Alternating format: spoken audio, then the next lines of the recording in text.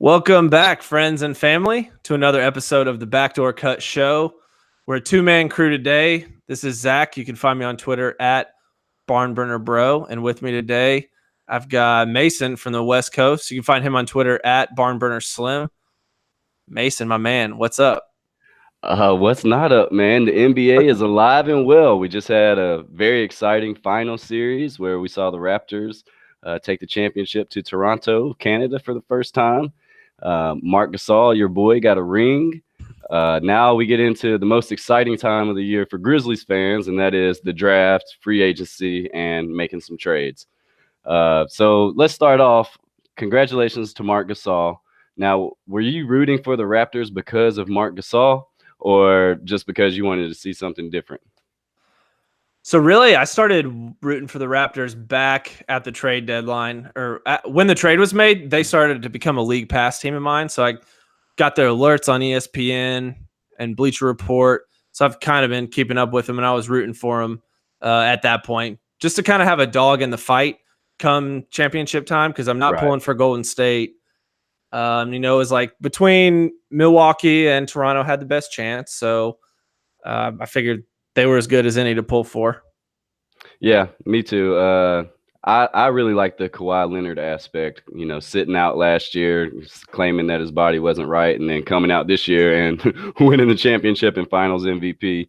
Then they just got a bunch of likable guys on that team, really. And, of course, it's always good to see Golden State lose. We hate to see the fashion that it happened in. Oh, yeah, man. That was Clay. tough. I mean, because we were watching some beautiful basketball at times, but there was also some very ugly basketball in that final series. But now the ripple effect throughout the league, we've seen the Lakers trade for Anthony Davis and give up, the number 4 pick in this year's drafts and 2 additional future first-rounders, and Lonzo, Brandon Ingram, and Josh Hart. So, I think the Lakers see the window of opportunity is right now to pair LeBron James and Anthony Davis, and the Warriors potentially not being the Warriors next year. Yeah, I got that, the alert when everyone did yesterday from Woj. I was like, dude, let's go. Let's get it. That's really exciting. That's a great deal for New Orleans. Like, you got to be pretty excited for them. And honestly, like, people, Pelicans fans can be mad at Anthony Davis because he doesn't want to stay. He doesn't want to be there long term, and he announced that he wanted to leave. But like, they should really be thankful that he was upfront and honest a season and a half before his contract was up. That gave them plenty of time to work and get a super solid return. And they're gonna flip this turnaround process probably. I mean, who knows how much faster than they would have otherwise. Yeah, I mean, their cupboard is full of assets from picks to young players. So it's going to be exciting to see. I was listening to some other podcasts, and a lot of national guys think they are best set up for the future of any teams in that mold right now. So if you're a New Orleans fan, you got to be excited. If you're a Memphis fan, that's not great for us because they're in our division and we see them 4 times a year. And then it's something the Lakers had to do. Like, they weren't going to win with that core more than likely. So to pair LeBron James and Anthony Davis, who at this point we almost underrate him. On our last episode, we named the top 5 players in the league and we didn't even mention him. Like, there was not even a thought of Anthony Davis. But when he plays, he probably is, top 5 easily, if not top 3 or 4. Yeah, there's definitely some spurts. I don't know if it was this season, but past season where he scored 50 points, several times in a week. And how many guys can do that? Very, very few guys can do that and just be so dominant as him. He really is a guy that we forget about, I think, a lot because he just has had so many injuries, even though he's been a little more healthy in recent years. But still, I think we still kind of maybe are reluctant to give him too much credit because we're afraid that he could just fall off and not play again for something popping up. Definitely has been injury prone, it seems. I don't know if we overblow that or if a lot of it has been the effect of New Orleans just not being good and missing the playoffs, so they always end up shutting him down towards the end of the year. But regardless, it'll be interesting to see how the Lakers proceed. Probably takes a deal for Mike Conley off the table since they have nothing to trade. So that's sad for Mike because it would have been cool to see him paired up with LeBron. but they basically can go one or two ways now. They can either sign another free agent close to the max. I don't think they have full max money, or they can throw it at some role players and maybe get two or three decent players. You know, I've seen like Ricky Rubio tossed out there and JJ Redick, Danny Green, some of those types of guys. And at the end of the day, people are going to want to play with LeBron James in LA. I feel like with a chance to contend. Before they got Anthony Davis, maybe not, but now it's Yeah. a whole new ball game. Wouldn't be surprised to see J.R. Smith, his name pop up back out there. The usual suspects, and maybe even Jonas Valanciunas, who, as we learned this week, opted out of his $17.6 million Yeah. player option. Which I don't know about you, but that came as a huge surprise to me. What did you think when you got that alert?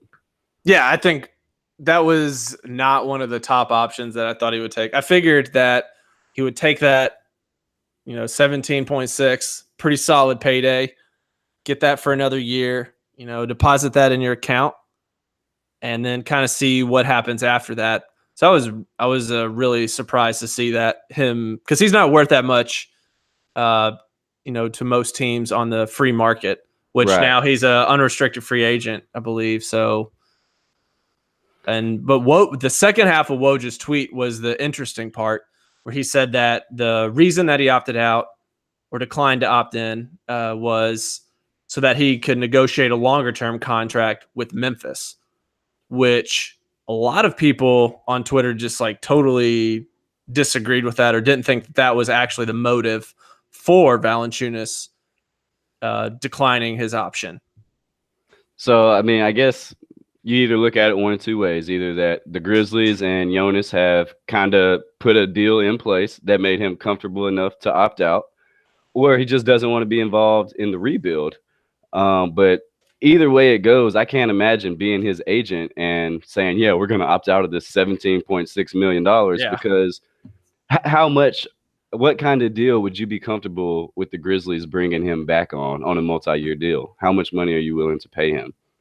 Let's see, like I think that in the range of like 12 to 14 a year for 3 years, something like that would be probably all I'd want to pay him. But if my gut would say that if he's made this move, that maybe there's something that is more than that, which would make me a little bit uncomfortable to take him, if it's a 4-year deal or something, or paying him 15 plus per year. So what is that? What, 60 for 4?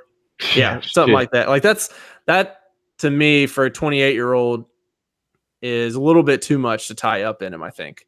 If it's something in the 2 to 3 year range, I could be convinced to, make it to 15 mil a year, something like that. But anything longer than that, and I'm scratching my head.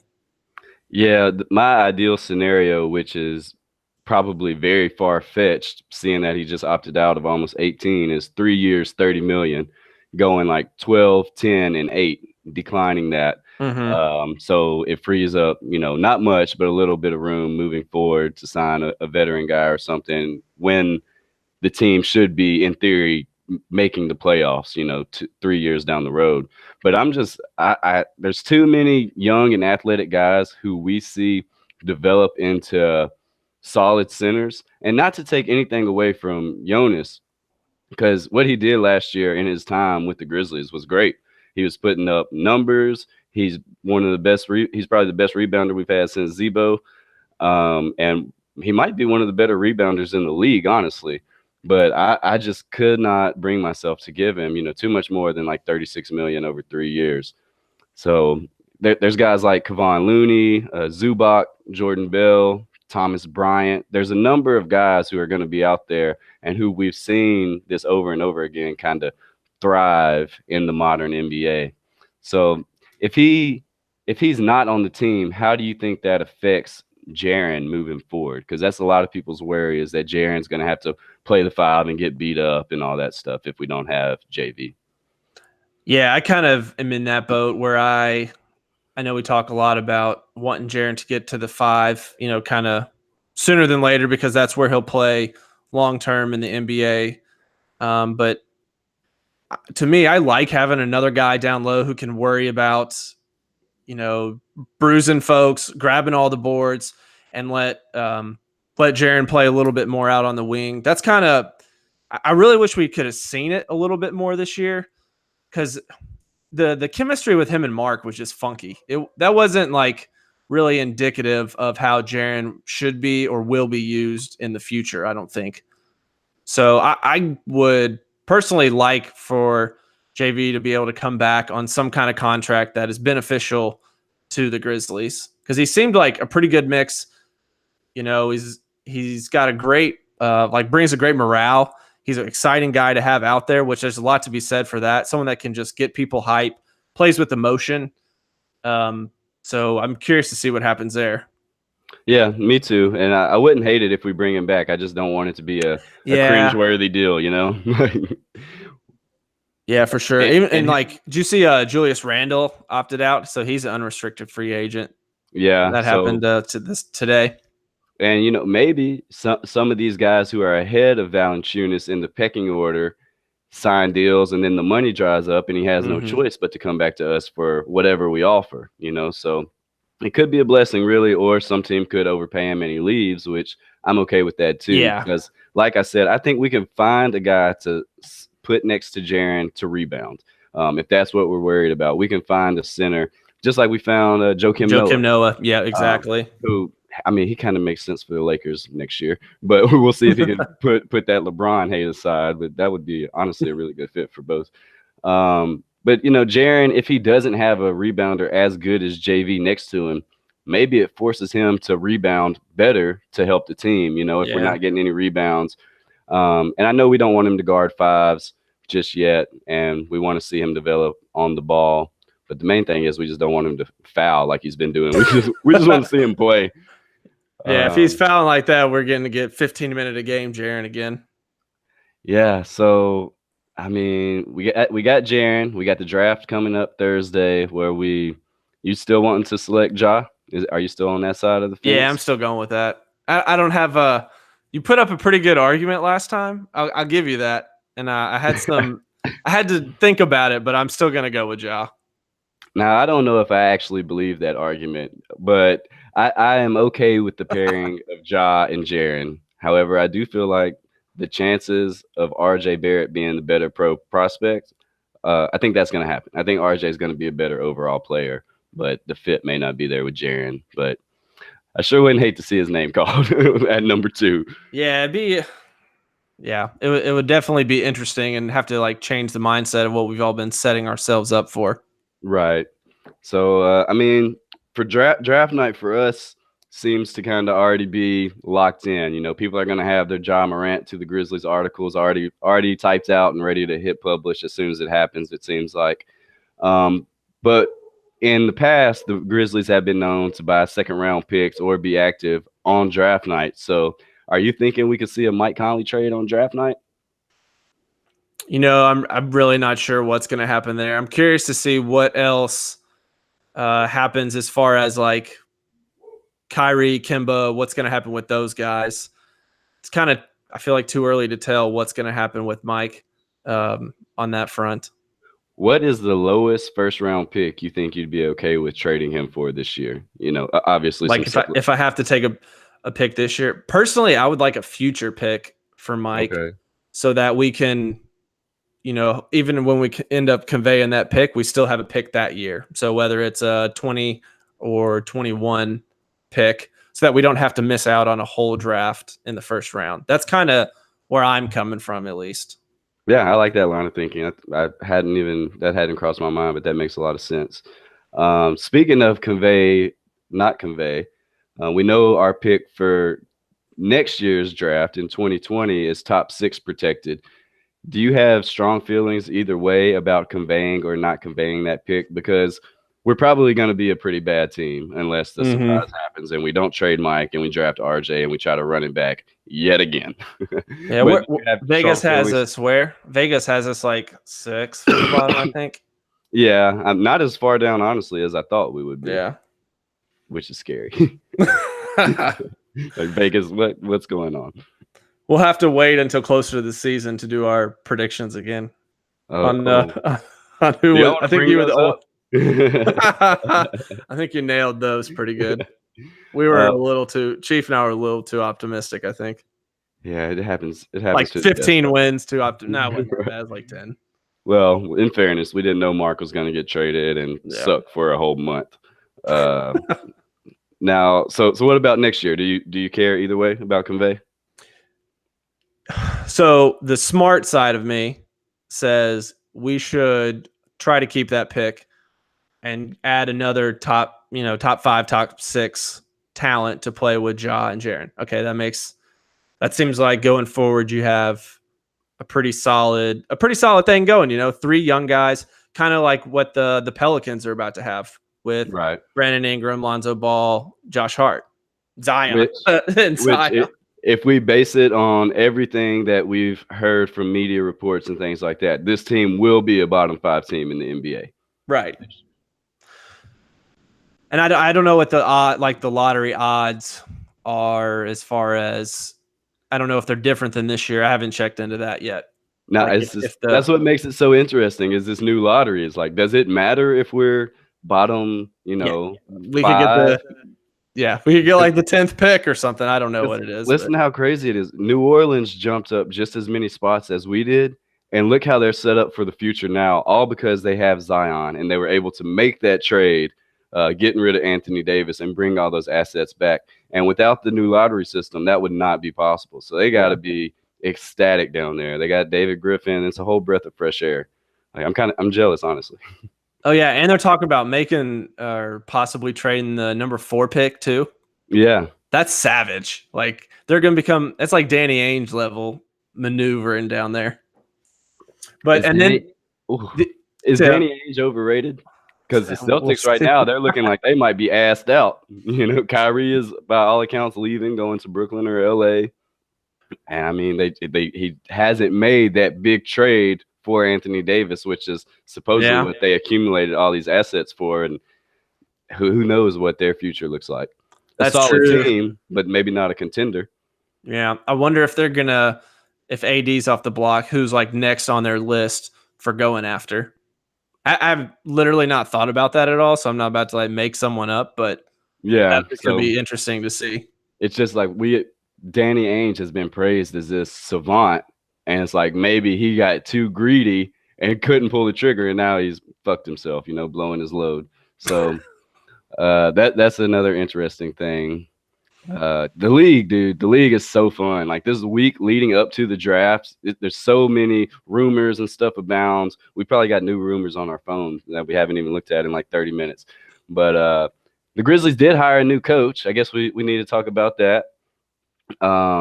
Taylor Jenkins, who was an assistant on the Milwaukee Bucks Eastern Conference Finals staff with Coach Budenholzer. This was their first season there. They came from Atlanta, where I think they were there 5 years, and they were a number 1 seed in the East at one point, coached on the All-Star staff, and they of course came from the San Antonio Greg Popovich tree. Jenkins coached the Austin Toros D-League team for a few years after he left the front office, because he came to the front office out of graduating from Wharton, the business school at Penn. So he's got an impressive background, kind of not dissimilar at all from Zachary Z. Kleiman and Jason Wexler and Robert Parra, kind of this mold of smartness, the ministry of smartness, I believe Anthony Sane used to call it. So any thoughts on Taylor Jenkins as our head coach? So not a whole bunch directly on him, but going to Budenholzer at Milwaukee. So I read there's a big feature article in Sports Illustrated at some point during the season where it talks about how he basically reinvented Brook Lopez, because Brook Lopez didn't shoot threes at all this year. Bucks are like leading the league in threes, defense. Brook's Splash Mountain. Giannis is opening up his game, and just kind of how he took that team and molded it around Giannis. Basically, he came up with a very innovative, not very innovative, but like from what that team was used to, changed the offense to revolve around Giannis and space everyone, and obviously bring someone who didn't shoot threes at all, a kind of when I think of Brook Lopez, I think of like a clunky big man, but then he's out there shooting, leading their team in 3-point attempts at times. So someone that kind of comes from that's encouraging to me. Thinking about Jaren and the potential that he has and the skills that or the tools that we could potentially untap if Jenkins, has Budenholzer as maybe as a mentor because he's worked with him for a while. So I was that's really when Coach Bud I was like, oh, this guy's got something different. Like he really has this next level that like not the normal person would come up with. It was very creative. So I'm hoping that Jenkins has some of that and that he's able to bring that here. Because I mean, yeah, his resume is really good and everything. He's a young guy, but if he has any of that in him, that's pretty encouraging to me. Definitely, and I mean, there's obviously he's got something special in him because he's ascended this quickly through the ranks. And to be honest, there's not been a bad word uttered about him in any interview from like Bud or any media reports or anything that would be like, I can't believe the Grizzlies gave this guy the position. Like everything has been positive on that regards, but the fact is, like, we were the only team he interviewed for. Like, people weren't beating down the door for Taylor Jenkins, So take that with a grain of salt. Something I thought was interesting was Tayshaun seemed to play a big role in this hire. So, obviously we don't know if Tayshaun is good or not in the GM role, but we do know he was a pretty smart basketball player and well respected around the league by all accounts. So does that give you some comfort knowing that it wasn't just like Para and Zach making this hire, that Tayshaun played a big role? Yeah, I think getting different for any kind of job, getting different perspectives, different voices in the interview room, that means a lot, especially coming from a guy, with such experience as Tayshaun, and mixing it in with the brainiacs that we have also in the front office. I think that's an encouraging sign. I think you got like the baller and the brainiac. So like come together, you should be able to come up with some pretty good solutions. Yeah, and it seems like we're going to hear a lot more from Tayshaun than, than Rich Cho, or obviously we're not really expecting to hear from Grunfeld because he's not on location. But it seems like Tayshaun is above Rich Cho in this pecking order. So that's just kind of something I found interesting. Taylor Jenkins did bypass Darvin Ham, who has been the Bucks' associate head coach, or still is, but most people thought he would be the next coach in line from that Bud coaching tree. So that was interesting. His staff is going to be crucial. It's been reported, well, it's not been reported, it's fact that he coached with Brad Jones, I believe in San Antonio, who is the Memphis Hustle coach. So we could see him elevated to the staff because it's someone that Jenkins trusts. And he's an older guy. He coached on Jerry Sloan's Utah teams. So kind of like maybe a mentor type guy. But I think he's got to bring in some former NBA guys on this staff. He can just borrow some from Penny, right? Right, yeah. Maybe that's where Sam Mitchell's going. That would be pretty dope. I was listening to a podcast he did mid-season this year when he was still the assistant coach for the Bucks, and he mentioned when he got the Toros head job, his first call was to Ira Newble, who played for the Cavs and got a big contract back in the day. But he did understand the importance of having someone who played the game on his staff. So we could see that name pop up or other former players, but just going to be interesting, man. The odds are, because this happens to most coaches, is it's not going to work out. Like, that's just the fact of the matter in the NBA. Like, the odds are against him.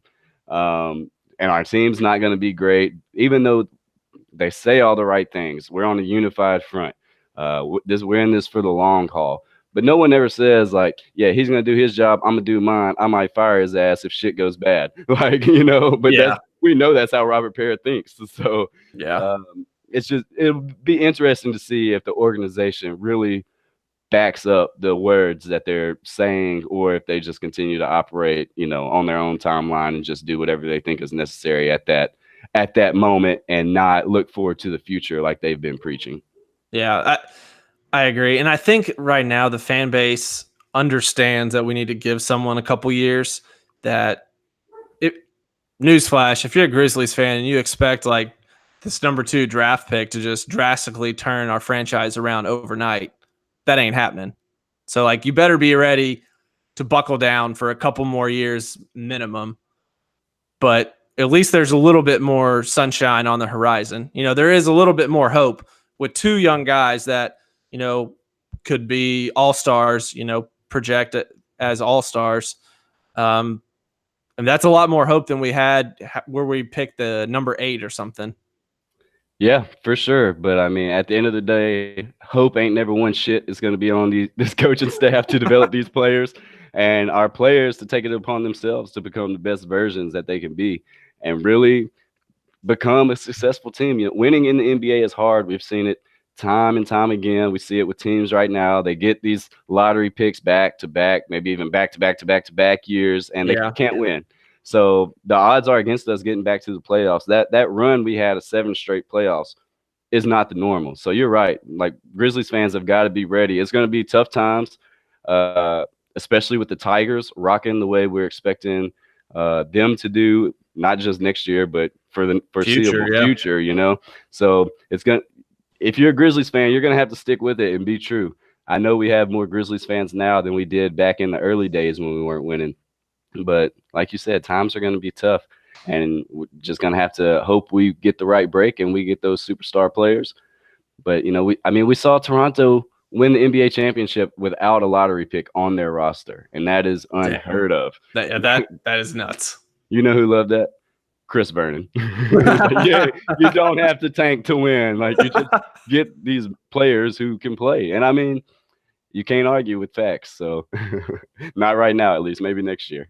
Yeah, did you see Washington offer or is reportedly trying to get Masai from Toronto? They're willing to pay him like $10 million to be their GM. I saw that, and that, I mean, that dude's got some big nuts. So I guess that's what happens when you make a trade like the Kawhi trade, the Marc Gasol deal. You know, even though it wasn't a huge, it didn't seem like a huge, like groundbreaking trade, really. Right, right. For the casual NBA fan, it seemed like a ho hum trade. But for someone who, you know, we've seen Mark's potential and how he kind of fits his role on a team and on a roster, you could kind of tell that was a pretty big move for them. Yeah, and I mean they didn't win that NBA championship because of Marc Gasol, but he definitely helped out at times. Game 6 is pretty damn bad, but other than that, yeah, the guy just made those trades, and who knows, like if Kawhi leaves, and then you got like one more year of Mark if he opts in, and one more year of Kyle Lowry, then Toronto could be having to rebuild sooner rather than later. So maybe he does jump ship. $10 million, yeah, I'd be gone. But it's like you do all that and you win one championship, and it's worth it, man. Yeah, I mean, that's the goal. You know, that's what everyone wants to do. So the draft, man, it's going to be an exciting week for NBA fans. All right. Yeah, no doubt. What's gonna happen. Any other thoughts on the Grizz? Grizz, no. Anything on Tigers? They got everybody on campus. They got Precious on campus, and he was the last one to arrive. You know, Penny said all the freshmen look as advertised. They're going through their summer practices and stuff. So it's gonna be exciting, man. I know new news. Have you heard of any 2020 recruits or anything? I know Matt Morrell from Whitehaven announced that he's gonna go to IMG. And of course, his coach, Faraji Phillips, recently took an assistant job on Jerry Stackhouse's staff at Vanderbilt. So the top local prospect, we could be missing out on him next year. But it's never good to see a top prospect leave Memphis and go to a prep school. You know, that's the thought anyway. Yeah, that could hurt. I did see, I think it's at the USA U19. I don't know, camp or